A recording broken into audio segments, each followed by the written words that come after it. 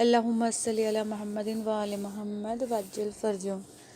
آج میں آپ کو مولا ابوالفضل عباس باب الحوائج کے 2 چھوٹے چھوٹے اعمال بتانے جا رہی ہوں۔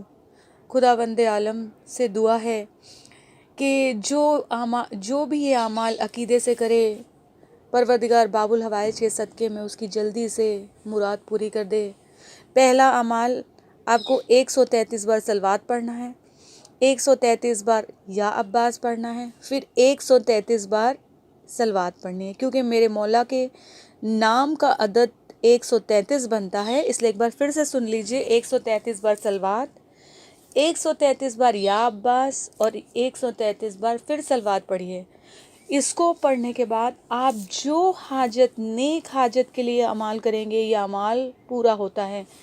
آپ کو بتا دوں کہ یہ نام ایسا ہے کہ جو اس نام کو لے کر اعمال کرے، یہ اعمال پنجتن پاک کے نام سے نکلا ہے، تو کبھی بھی دعائیں رد نہیں ہوتی۔ آپ کو بتاؤں کہ جب مولا کائنات بی بی سے ملنے آئے آخری وقت میں، تو بی بی نے بتایا مولا کائنات سے کہ میں تو دنیا سے جا رہی ہوں، لیکن میرے جانے کے بعد آپ کے ہاں ایک بیٹا ہوگا، اس کا نام عباس رکھیے گا۔ اور بی بی نے کیسے سمجھایا، کہا آپ کے نام علی سے عین لے لیجئے گا، میرے لقب بطول سے بے لے لیجئے گا، میرے بابا کے آسمانی نام احمد سے الف لے لیجئے گا، اور حسنین کے مشترکہ سے سین لے لیجئے گا۔ جب ہم یہ سارے لفظوں کو ملاتے ہیں تو عباس بنتا ہے۔ تو اگر ہم دیکھیں پنجتن پاک کا نام اگر ایک جگہ شامل ہو جائے تو اسے عباس کہتے ہیں۔ تو پہلا اعمال یہ ہے کہ جو کوئی نیت سے کرے تو پروردگار باب الحوائج کے وسیلے سے ان کی مراد پوری کرتا ہے۔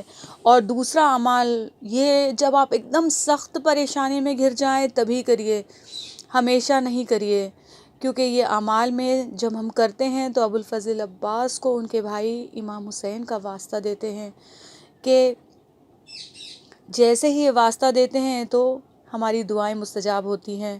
یہ میں آپ کو بتا دوں، 2 رکعت نماز پڑھیے حاجت کی ابوالفضل عباس کے وسیلے سے، پھر اس کے بعد 14 بار صلوات پڑھیے، پھر 133 بار پڑھیے یا کاشف الکربی عن وجہ الحسین علیہ السلام، اکشف کربی بحق اخیک الحسین علیہ السلام۔ ایک بار پھر سے پڑھتی ہوں، یا کاشف الکربی عن وجہ الحسین علیہ السلام، اکشف کربی بحق اخیک الحسین علیہ السلام۔ اس کے بعد پھر 14 مرتبہ صلوات پڑھیے۔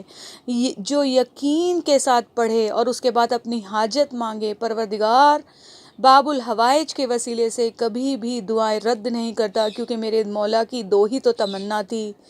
پوری زندگی امام حسین نے میرے مولا کو کہا یہ کربلا نہیں ہے، کربلا نہیں، اور کربلا آئی بھی تو جنگ کرنے کا موقع نہیں مل پایا۔